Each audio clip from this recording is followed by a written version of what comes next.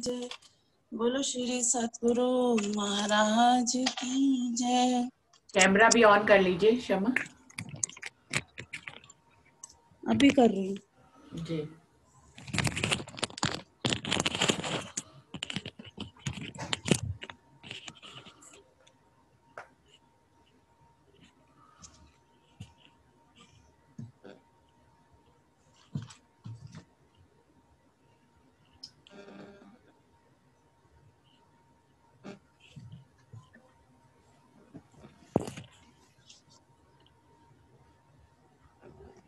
फिर चरण को नी रखिए,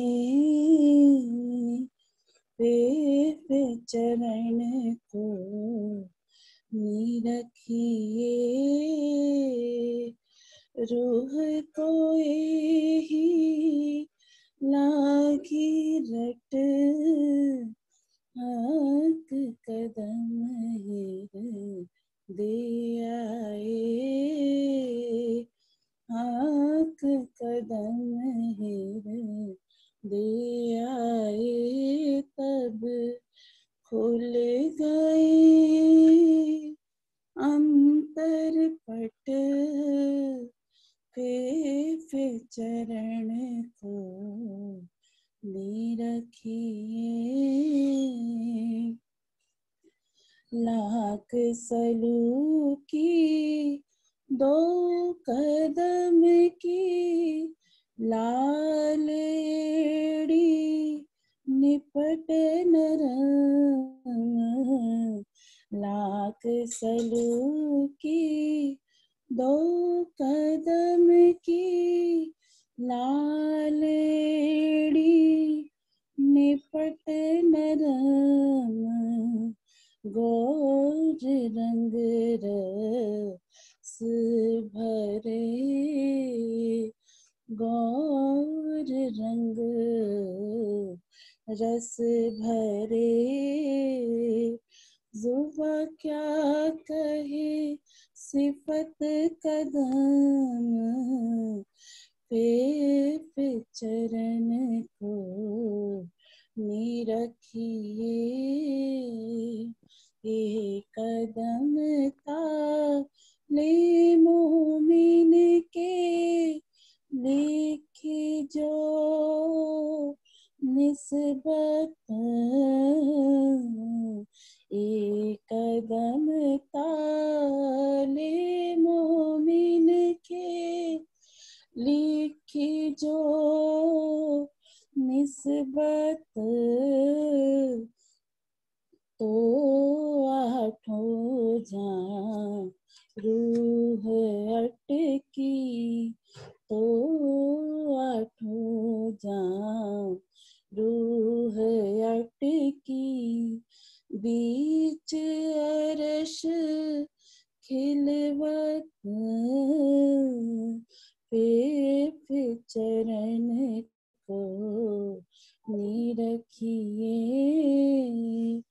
रूह को ही लागी रट, सोई कहिए मोमिन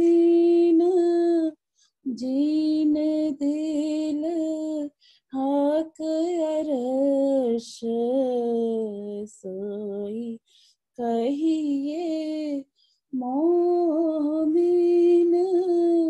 जीन दिल हक अरश, सो मोमिन जिन ना पिया, सो मोमिन जिन ना पिया, हक सुराही का रस, पे चरण को नी रखिए, कहे हुकाम नूर जमाल का मोहे प्यारे अति मोमिन, कहे हुकाम नूर जमाल का मोहे प्यारे अति मोमीन, श्री महमति कहे दोनों ठौर, श्री महमति कहे दोनों ठौर। हमको किए धन धन, पे चरण को निरखिए। बोलो श्री प्राणनाथ प्यारे की जय, बोलो श्री सतगुरु महाराज की जय। जय। बोलिए श्री सद्गुरु महाराज की जय। प्रथम लागू दुई चरण को, धनिये न छुड़ाइयो खिन्न। लाख तली लालेड़िया, मेरे जीव के ही जीवन। इन पाँव तले पड़ी रहूं, धनी नजर खोलो बातून। पलना वालों निरखो नेत्रे, मेरे जीव के ही जीवन, मेरे जीव के ही जीवन। परसों जो चौपाई पड़ी थी वो थी, दीवालों चित्रामन के जोत उठे तरंग। साम सामी ले उठत करत माहो माहे जंग। ये पहले नूर सागर की 60वीं चौपाई है। अभी इसके आगे चलते हैं। वृक्ष बेली के जबेर की, सकल बनस्पति नकश कटाव केते कहूँ। बनी पशु पंखी जात जेती, देख देख के देखिए शोभा अति सुंदर। जैसी देखत दिवालो तिनसे अधिक अंदर। अधिक चित्रामन अंदर, क्या क्या देखो इत। जिनको देखो निरख के, जानो यही अधिक शोभित। अंदर के वस्ता धरी के, सेज्या चौकी संदूक। जित शोभा जो लेत है, तित देखिए तिन सलूक।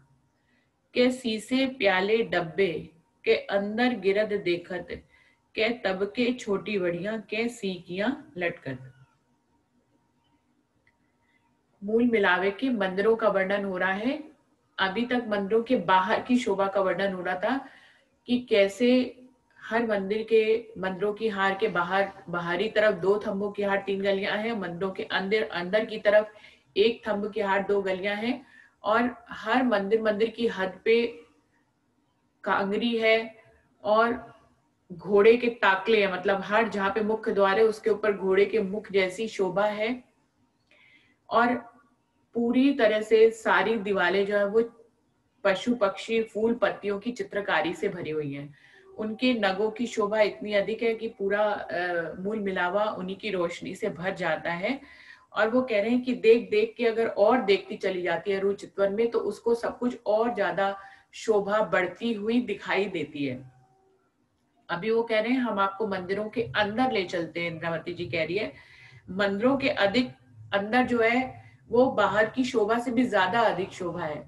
ये तो सिर्फ शब्दों में कहने की बात है, पर शोभा का ही वर्णन कर रहे हैं कि अंदर मंदिरों के अंदर में जो 60 मंदिर है उनमें से कोई भी मंदिर में ऐसी सारी चीजें हैं जो कि वैभव के लिए चाहिए होती है। चाहे उसमें पलंग हो, अलमारी हो, है ना, चंद्रमा हो, दुलीचा हो, सभी तरह के शीशे हो सकते हैं, चौकी है, संदूक है, मेकअप का सारा श्रृंगार का सारा सामान है। तो अंदर बहुत सारी जो है सामग्री है जो रूहों को तैयार करने के लिए है, रूहों के विश्राम करने के लिए है, रूहों के विलास करने के लिए है। अंदर की अवस्था क्यों कहूं, और क्यों कहूं चित्रामन।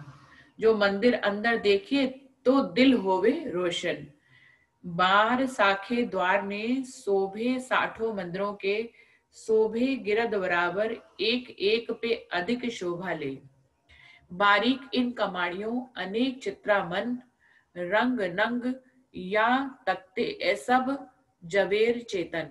ना चितारे चेतरी, ना घड़ी ना किन समारी। ए अरस जिमी थम मोहलाते, या दिवाले या द्वारी। किनार दिवाले द्वार ने लाल दोरी दोए दोए, मंदिर मंदिर की हद लग शोभा लेत अति सोए। क्या कह रहे हैं, अंदर जितने भी सामान मंदिरों के अंदर रखे हैं या जितनी भी नक्शकारी है वो हीरे जवाहरातों से जड़ी हुई है। और सबसे बड़ी बात है कि ये हीरे जवाहरात नग जो भी हैं, इनको कभी किसी ने ना तो चेतन किया है ना बनाया है, यह हमेशा से ही इसी तरह से चेतन है, नरम है और बने हुए हैं। ये ना कभी नष्ट होते हैं ना कभी बनाए जाते हैं। जब से राज्य है तभी से परमधाम है, जब से क्या कहे, बल्कि हमेशा से अक्षरातीत और उनका परमधाम ऐसे ही हमेशा से है। और हर दीवार की हद को जाहिर करते हुए लाल डोरी एक कांगड़ी टाइप की है जो पूरे मंदिरों के चारों तरफ नीचे से लेकर ऊपर तक घूमती है। ये दो डोरी चलती है पूरी मंदिरों की हद तक। डोरी लगती कांगड़ी सब ठोरो गिरदवाए, चित्रामन तिनके बीच में जो देखो सो अधिक शोभाए। साठों तरफों मंदिर नई नई जुदी जुगत, ये साठों फेर के देखे शोभा और पे और अदंत।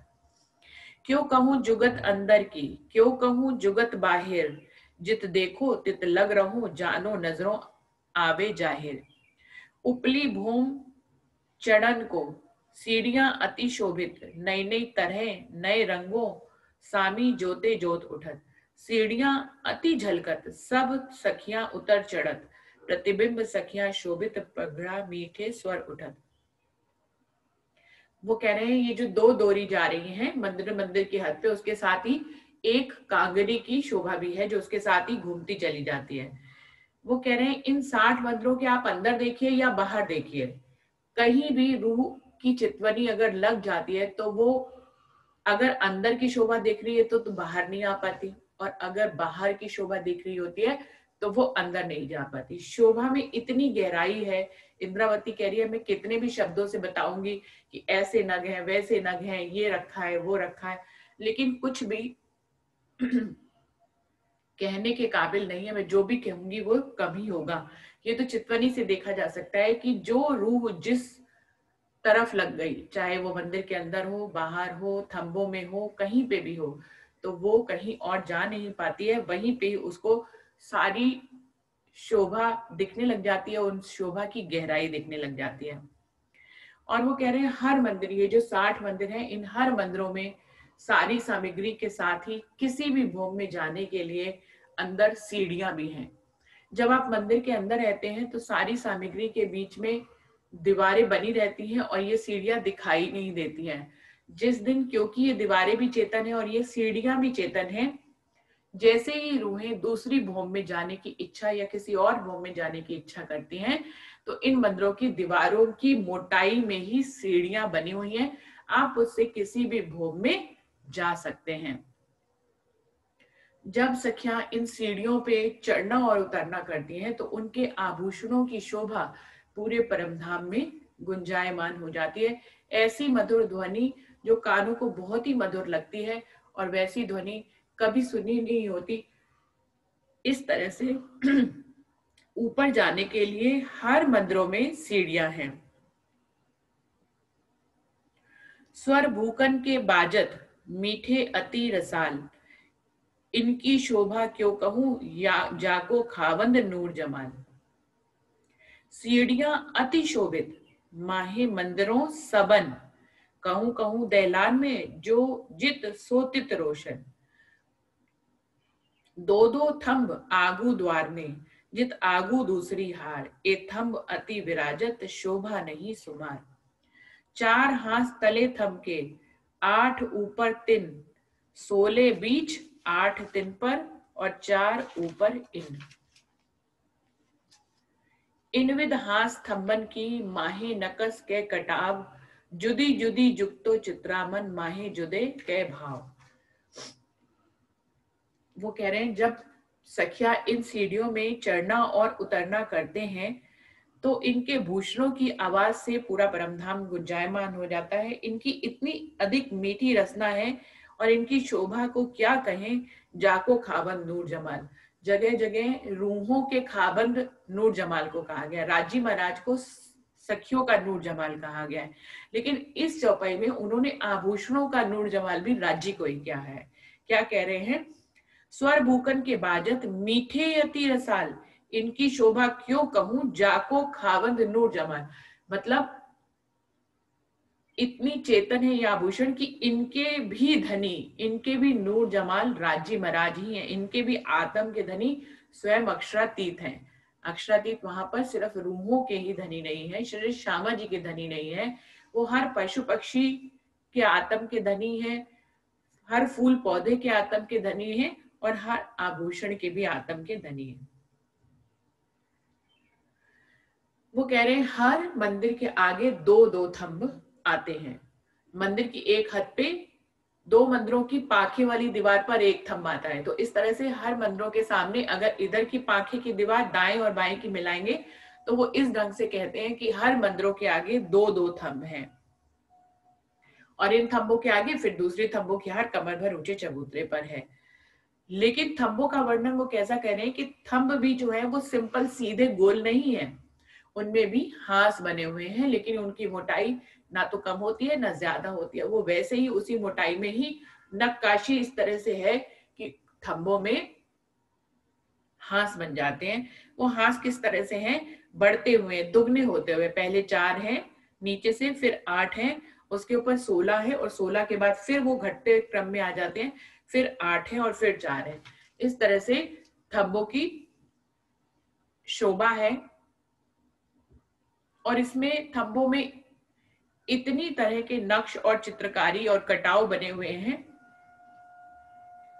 तो रूह उसको यदि देखने लगती है चितवनी में तो वो थंब की ही शोभा में विलीन हो जाती है। परम धाम के हर जगह पे इतने गहराई है कि रूह कहीं पे भी लगेगी तो वो इन हाथों के, थंबों के हाथों को ही गिनने में लग जाती है और उनकी शोभा में खो जाती है। एक एक रंग का जबेर, उसी जबेर में नकश, जुदे जुदे के कटाव, एक दूजे पे सरस, इनके बीच चबूतरा, इत कठेड़ा गिरदवाए, एक खोबी इन चबूतरे, इन जुबा कहीं न जाए। तो भी नेक कहूं मैं इनको, जो आए चढ़त है चित, ए जो बैठक खावन की, सो नेक कहूं सिफत। भोम उज्जल के नकस, कहाँ कहूं जिमी इन नूर, जानो कोटक उदय भय, अरस के शीतल सूर। फिरते थंब जो 64, चारों तरफों द्वार, दो दो सीढ़ी आगू द्वार ने, शोभित है अति सार। वो क्या कह रहे हैं कि ये थंब जो है जवाहरातों से बने हुए हैं, इनमें कई नगों की नक्शकारी है, और इनकी नक्शकारी को रूह देखते देखते इसकी गहराई में खो जाती है, और हमेशा एक थंब दूसरे से ज्यादा सरस लगता है, क्योंकि परमधाम में घटती शोभा नहीं है। परमधाम में जितनी भी शोभाएं हैं बढ़ती शोभा है, ऐसा वर्णन करने पे कह रहे हैं। वैसे वहां पे कुछ भी घटना द्वैत है ही नहीं, घटना बढ़ना है ही नहीं, लेकिन बढ़ती बढ़ती शोभा इसलिए कहते हैं कि रूह को समझ आए कि शोभा हमेशा वहां पे आपकी हर चितवनी, हर नजर से वो बढ़ जाती है। आगे कह रहे हैं इन थंबों की हार के आगे कमर भर चबूतरा है, उसके चारों तरफ भी थंबों की एक हार है और उनके बीच में कठेड़ा लगा हुआ है।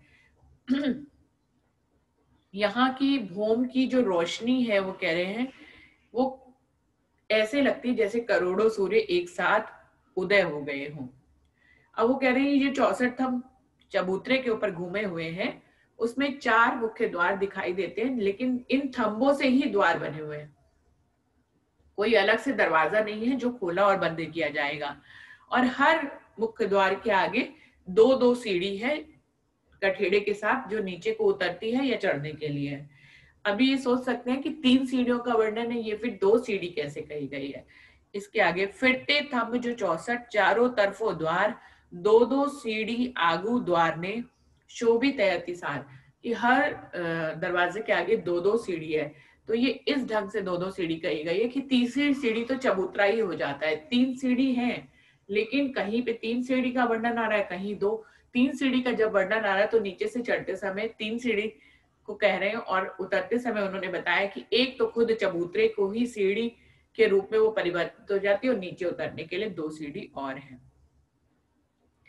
कह थंब है मानिक के, के पांच के पुखराज, नूर रोशन एक दूसरे मिल जोते जोत विराज। के लसनिया नीलवी एक थंब एक रंग, यूं फिरते थंब नगन के जुदे जुदे सब नग। 16 थंबो कठेड़ा, यो थंब कठेड़ा किनार, कठेड़ा थंबो लगता 16 16 तरफ चार। थंब थंब को देखत जो नूर के सूर के सामी सूर, बढ़त है बीच रोशनी क्यों कहूं नूर को नूर। यो थंब थंब जोत में देखो सबन का जहूर, ऊपर तले सब जोत में जमिया नूर भरपूर। उसी चबूतरे का ही वर्णन कर रहे हैं कि चारों तरफ थंबों की हार है, उसके बीच में कठेड़ा है।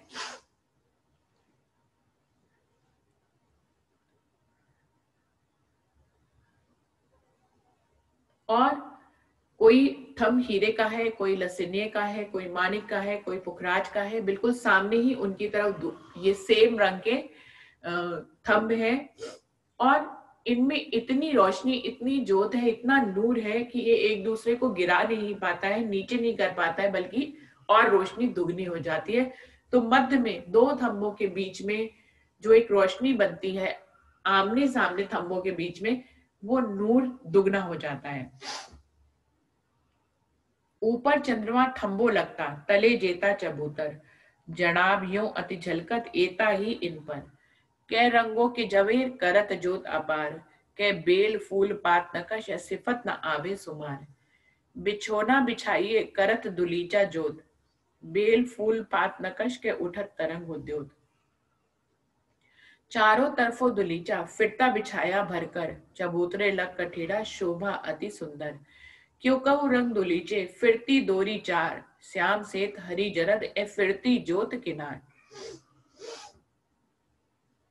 ये 64 थंबों के चबूतरे के ऊपर वो कह रहे पूरे चबूतरे जितना ही ऊपर चंद्रमा तना हुआ है, और चंद्रमा के चारों तरफ नगों की झालर है, और चंद्रमा पे जो नक्शकारी है उसकी रोशनी पूरे परमधाम में भरी हुई है। वो अनेक प्रकार के रंगों और नगों से चित्रकारी बनी हुई है, उसमें जवाहरात और कई तरह के नग जड़े हैं। बिल्कुल उसी तरह कमर भर ऊंचे चबूतरे पर फर्श पर जो है वो एक गलीचा बिछा हुआ है, जिसमें अनेक प्रकार के बेल फूल पत्तों की नक्शकारी है, जिसमें तरह तरह की तरंगे उठती हैं। ये कठेड़े से लेकर, एक तरफ के कठेड़े से लेकर दूसरी तरफ के कठेड़े तक पूरा तरह से ये दुलीचा बिछा हुआ है। और वो कह रहे हैं इस दुलीचे की शोभा आपको क्या बताएं कि इसके चारों तरफ किनार से, जहां से कठेड़ा है वहां पे इसमें फिरती हुई 4 डोरी हैं, जिनका रंग क्या है, पहले शाम है, फिर सफेद है, फिर हरी है, और फिर जरद यानी कि पीले रंग की है। इस तरह से 4 डोरी चौड़ी पट्टी जो है वो चारों तरफ गलीचे के बिछी हुई लगी हुई है। कैविद के कटाव के वृक्ष बेली नकस, पात फूल बीच फिरते और पे और सरस। लग कठेड़े तकिए क्यों कहूं तकियो रंग, 12,000 दा बैठिया एक दूजे के संग। बैठक दो सिंहासन, 4 पाए एक तखत, पीछल तकिए दो जुदे, रख्या ऊपर दुलीचे इत। मोती रतन मानिक, हीरे हेम पाने पुखराज, गोमादिक 5 फिरोजा, परवाल रहे कै रंग नंग पात विराज। नंग नाम केते कहूं कहूं केती अरस धात, वर्णन तखत अरस का कहे जुबा सुपन नंग जात।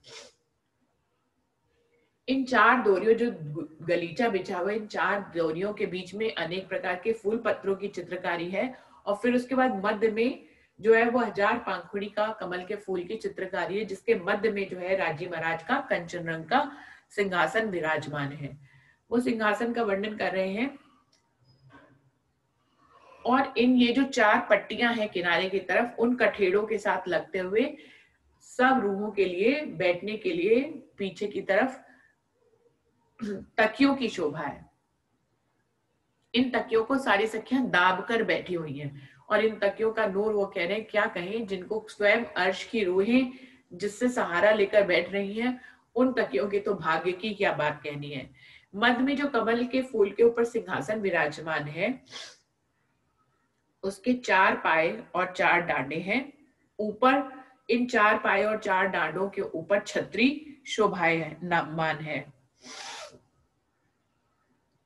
वैसे 3 ऐसे हैं सिंहासन के ऊपर, एक मध्य में थंब और एक इधर और एक इधर है। बिल्कुल ऐसे ही 6 पाए और 6 डांडे हैं, लेकिन वो कह रहे हैं जो किनारे वाले 4 थंब हैं उनके ऊपर 2 छतरियां विराजमान हैं।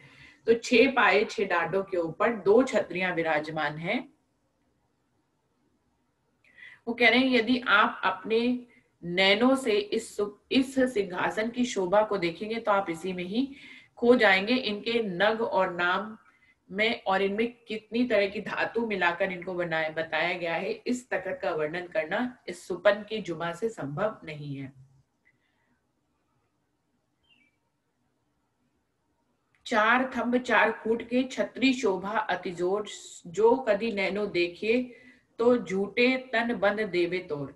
पीछल तकिए दो तरफो बीच चढ़ती कागरी 4, फूल पात बेल कटाव के जुबा कहा कहे नकस अपार। 2 छेड़ों में थंब दोए बीच तीसरा सरभर, तिन गुल पर गुल कटाव नूर रोशन शोभा सुंदर। जो वर्णन करूं पूरे पात को तो चल जाए कहूं उमर, तो पात ना होवे वर्णन ए अरस तखत यो कर। एक पात के बेल कांगरी, बेल फूल पात कटा, तिन बेलो पात के बेलो ऐसे बारीक अति जड़ा। वो कह रहे हैं ये 6 पाए और 6 डांडे हैं, इनके ऊपर 2 छतरियां विराजमान हैं। 6 पायों पर 6 कलश है और ये जो थंब है 6 पाए 6 डांडे हैं, इन पर फूल और पत्तियों की नक्शकारी है जो गोलाई में घूमती हुई दिखाई देती है और इनकी नक्शकारी इतनी महीन है कि रूह उसमें वहीं पर ही खो जाती है। और सबके साथ ही कांगरी भी शोभायमान है।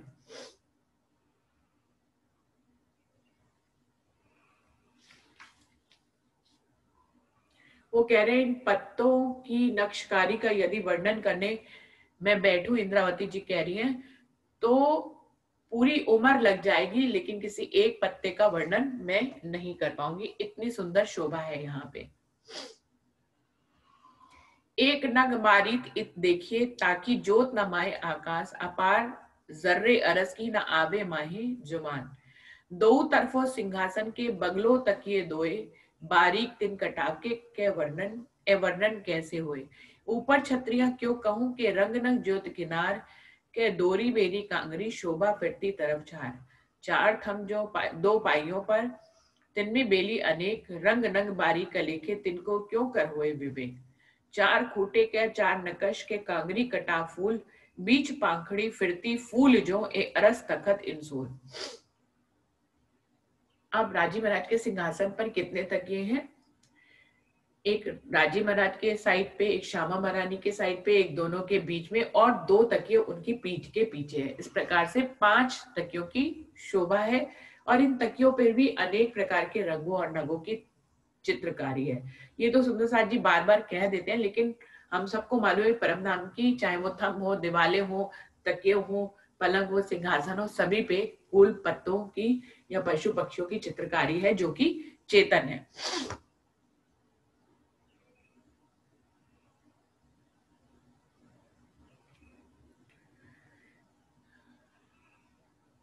फूल कटाव के बीच में कैवित के नकस, इनके बीच में मानिक गिरद्वाय नीलवी सरस।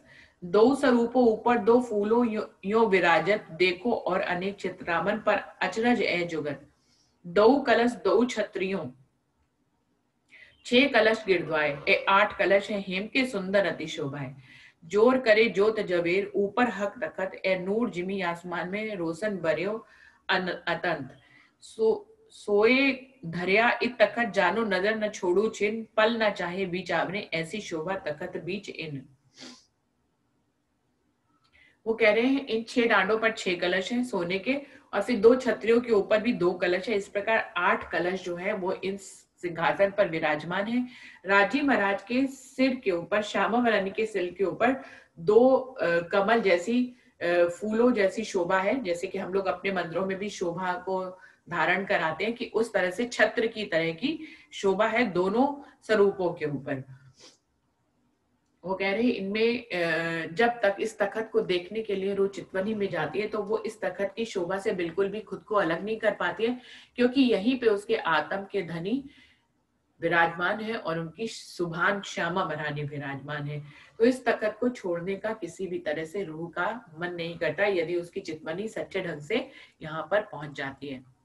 एक गादी दो चाकले पीछल वाही जिनस, चौखुने कटाव के पसमी जो देखो सोई सरस, किनार बाई बीत जबे के और रोशन बेसुमार, ए तखत नूर जमाल का अरस सब चीजों अपार, इन सिंहासन ऊपर बैठे जुगल किशोर, वस्त्र भूकन सिंगार सुंदर ज्योत अति जोर, ए ज्योत जुगत की और बीच बैठे सिंहासन, बलि बलि जाऊं मुखार बिंद की और बलि बलि जाऊं चरण, कहाँ कहूँ ज्योत रूहन की और समूह भूकन बस्तर, एक कही ज्योत पूरन सिंध की जो अव्वल नूर सागर, इस सागर भरपूरन तेज ज्योत को गंज के इन सागर लहरे उठे पूरन नूर को पुंज, महामती कहे सिंध दूसरा शोभा स्वरूप रूहन ए सुखकारी अति सुंदर ए बका वतन बीच तन। वो उसी सिंहासन की शोभा को बढ़ाते हुए कह रहे कि इस सिंहासन की शोभा चार गुनी हो जाती है जब इस पर राज्य और श्यामा जी विराजमान हो जाते हैं। युगल किशोर अपने सभी वस्त्रों आभूषणों और श्रृंगार और अपनी सुंदरता की गरिमा के साथ इस सिंहासन पर राजी महाराज विराजमान हो जाते हैं। तो इस सिंहासन की शोभा दुगनी हो जाती है, क्योंकि इस सिंहासन की शोभा भी इतनी है, ऊपर से राज्य और श्यामा जी की शोभा भी दुगनी है। और इसके साथ ही सखिया जो चारों तरफ विराजमान है पूर्ण श्रृंगार के साथ, उनकी शोभा भी इन्हीं के साथ मिल जाती है। तो इस प्रकार ये एक नूर का सागर बन जाता है जिसमें चारों तरफ नूर ही नूर है। सखियों का नूर, श्यामा महारानी का नूर, राज्य का नूर, सिंहासन का नूर, तकियों का नूर, गलीचे का नूर, चंद्रमा का नूर, थंबों और दीवालों का नूर मिलकर इस नूर सागर का निर्मित हो जाता है। ये नूर सागर जिसमें सब तरफ नूर ही नूर है। अभी महामती जी क्या कह रहे हैं, अभी मैंने आपको पहले नूर के सागर का वर्णन करके बताया है। अब मैं आपको दूसरे सागर जो कि रूहों की शोभा का सागर है, वो कितना सुंदर है, कितना सुख देने वाला ये सागर है उस परम धाम के बीच में, अभी आगे मैं उसका वर्णन करूंगी, इंद्रावती जी कह रही है। तो इस तरह से ये नूर सागर आज इंद्रावती जी की मेहर से, राजी महाराज की मेहर से, ये महामती जी की मुखारबिंद से ये कंप्लीट हुआ। और अभी इसकी चौपाई को दोहराते क्योंकि समय भी पूरा हो रहा है। श्री महामती कहे सिंध दूसरा शोभा स्वरूप रूहन, ए सुखकारी अति सुंदर, ए बका वतन बीज तन, ए बका वतन बीज तन। बोलिए श्री प्राणनाथ प्यारे की जय, बोलिए श्री सदगुरु महाराज की जय।